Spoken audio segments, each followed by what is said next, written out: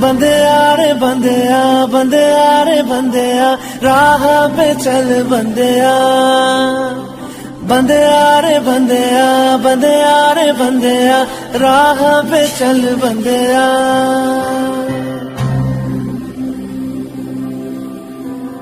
रुक जा रे बंदेया, ये रात जरा सी है, बात समझ बंदेया, कुछ देर ही बाकी है। रख यकीन आँखों से बादल, आज हट जाएगा। चाँद तेरी आँखों में बंदेया, चल के आएगा।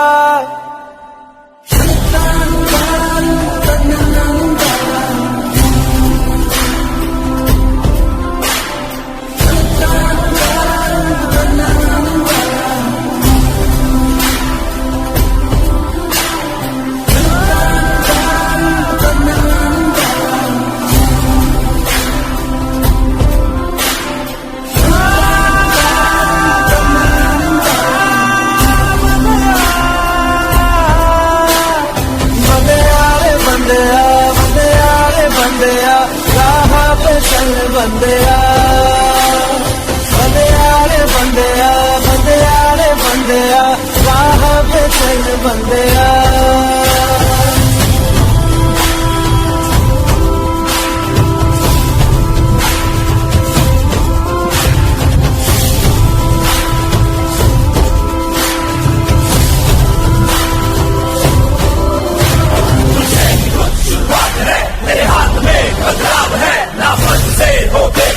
तूने बहुत रख लिया है सबर, हाँ अभी नहीं तो कभी नहीं, सीने में चला ले आग। ना आँख बंद कर जी बंदेया, अब दूसरा पूजा।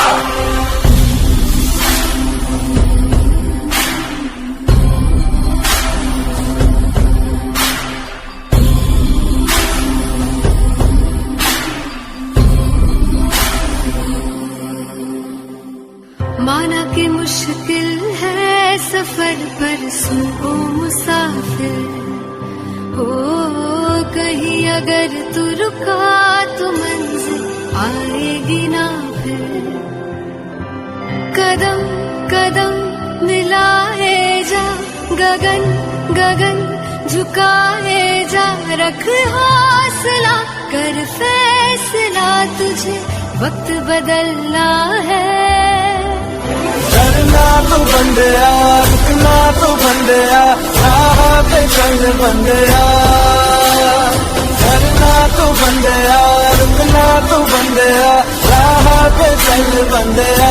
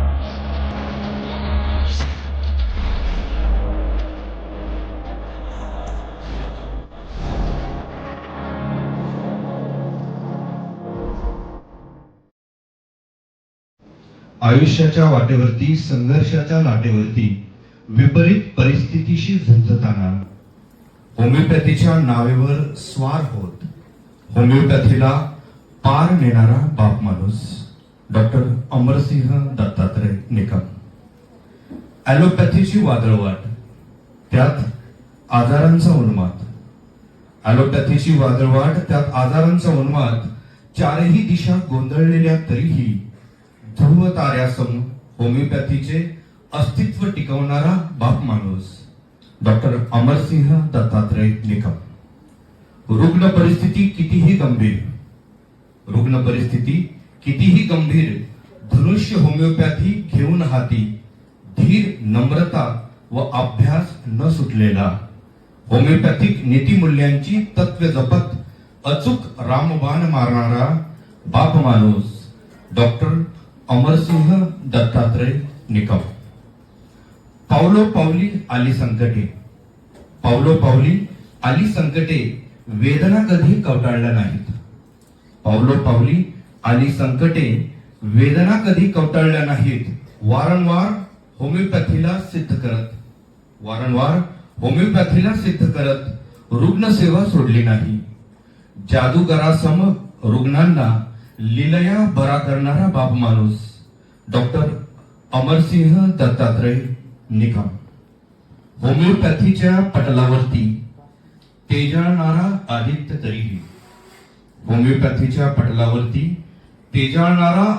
तरीही स्वतःच्या ज्ञान प्रकाशातून होमिओपॅथीच्या अस्तित्वासाठी असंख्य विद्यार्थ्यांना जन्म देणारा बाप माणूस डॉक्टर अमरसिंह दत्तात्रय निकम. होमिओपॅथीच्या आदित्य शिखरावर मिशन होमिओपॅथीच्या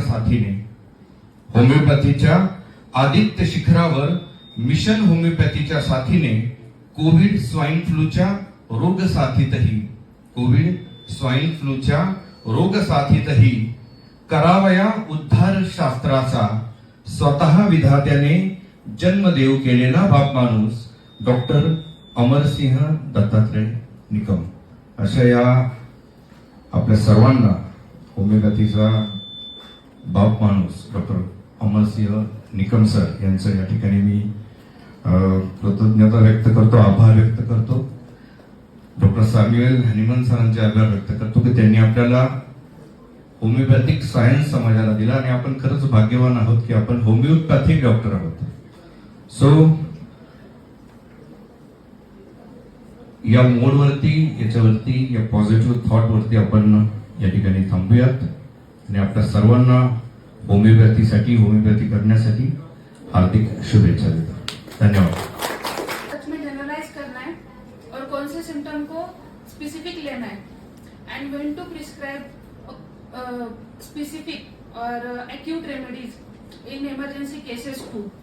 कि जब ये इमरजेंसी केस आएंगे तो ऑब्वियस है अपने को पूरा केस लेने को टाइम नहीं मिलता है, लेकिन वो गिने चुने सिम्टम के बेसिस पे भी सर कॉन्स्टिट्यूशनली मेडिसिन देते हैं और बाद में जब हम पूरी केस लेते हैं तो वही कॉन्स्टिट्यूशनली निकलता है.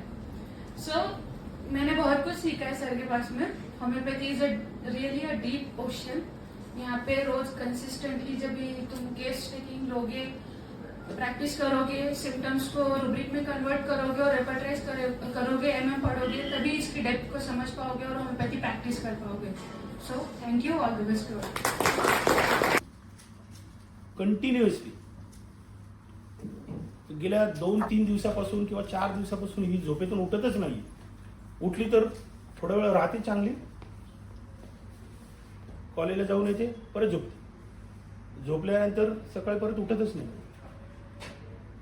नॉर्मली ती एका आवाजाने उठायची, आता तिला हलवून उठावं लागतं, जोर जोरात पाणी मारावं लागतं, तेव्हा ती उठते आणि एकदम झोपेतच असल्यासारखी.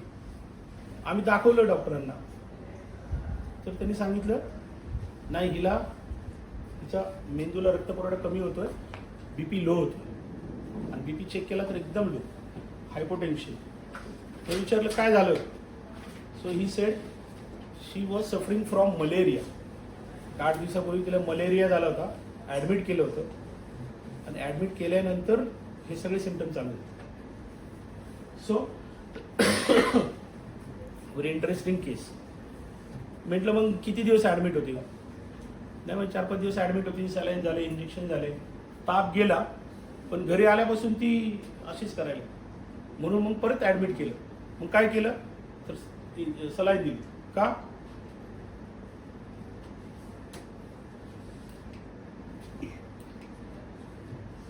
तर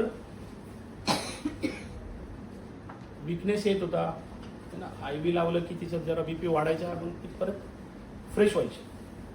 पण हे 1 किंवा 2 दिवस चाललं, तर तिचं BP काय मेंटेन राहिना, वाढाना. त्यामुळे त्यांनी काही मेडिसिन चालू केले, तरी सुद्धा ती ड्राउजी स्टेटमध्येच.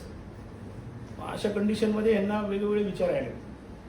त्याच्यात ही केस आहे एका खेड्यातली, निगोज म्हणून एक छोटंसं गाव आहे पारनेरमधलं. तिथल्या शेतकरी करणारा, एक बिझनेस करणारा व्यक्ती, त्याची मुलगी आहे. ते म्हणे आता काय करावं, काय कळा. म्हणजे ठीक आहे, आपण हिस्ट्री घेऊ आणि मेडिसिन चालू करू. मेडिसिन जसं चालू केलं, आवाज येतो चालू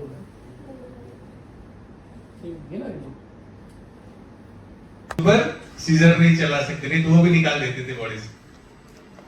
अंडरस्टूड? तो हनीमन को पढ़ो तो इजी हो जाएगा, सिक्स एडिशन को पढ़ो तो इजी हो जाएगा. प्रैक्टिस करो, सिर्फ माइंड के सिम्टम के पीछे मत भागो. सब मिलेगा आप लोगों को, जाके खोल के देखो मेट रेमेडी. यहाँ पे number of symptoms. Really very nice opportunity it was.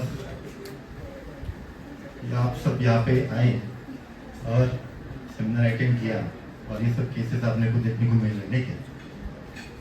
जैसे ज्यांना खरं तळमळ आहे, शिकायचंच आहे, परफेक्ट व्हायचंय, जाऊन बसतात 6 महिने, वर्षभर. असं करा असतील तर सगळे हात वरती. म्हणजे कोण झोपलं लक्षात येते मला.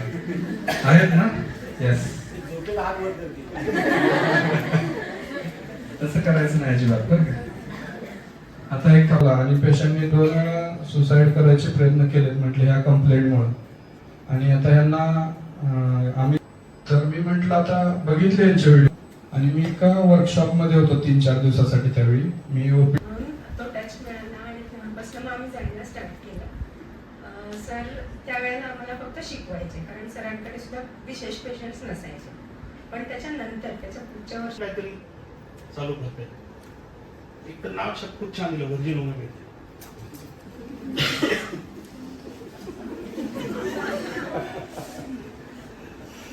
ठीक आहे, आता काय त्यांचं असेल त्यांचं काय म्हणणं आहे की होमिओपॅथीमध्ये इतकं सारं आहे, तुम्ही ते तर वापरा, ते वापरून तर बघा. ज्या रेमेडीज आहेत ते वापरत नाही, नवीन रेमेडीच्या वाटत. जी फिलॉसॉफी मास्टर पाहिजे केस टेकिंग नंतरची जी प्रोसेस आहे ती महत्वाची. फक्त एक पार्ट झाला केस टेकिंग. केस घेता येते, पुढे काय केस कम्प्लीट झाली. केस घेताना पण खूप अवघड आहे. 6 महिने ऑब्झर्व केल्यावर पुढे केस घेता येते. पहिले 1-2 महिने तर ऑब्झर्वच करायचे. 550 किलोमीटर तुम्हाला काय काय त्रास दाखवा शेवट करा.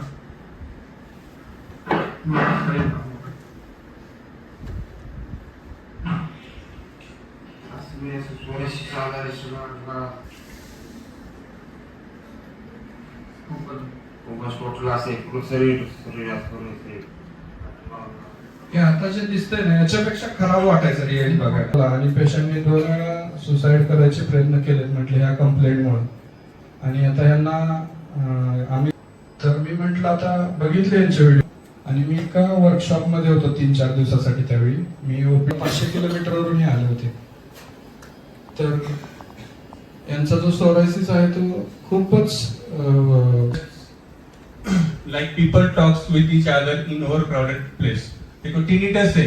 टिनिटस कैसा है? जैसे बाजार में क्राउड होता है, क्राउड की जो आवाज आती है ना, डिफरेंट साउंड्स एक साथ, उस टाइप का टिनिटस है. उसको ऐसा लगता है कि कहीं बाजार में खड़ा हो और आजू बाजू बहुत सारे लोग बात कर रहे हैं. इन ओवर विद्यार्थी आहे आणि मला फर्स्ट इयरला ॲडमिट झालं. जसं तुम्हाला चिंता सरच होते मला. पण जेव्हा मी आले तेव्हा होमिओपॅथीबद्दल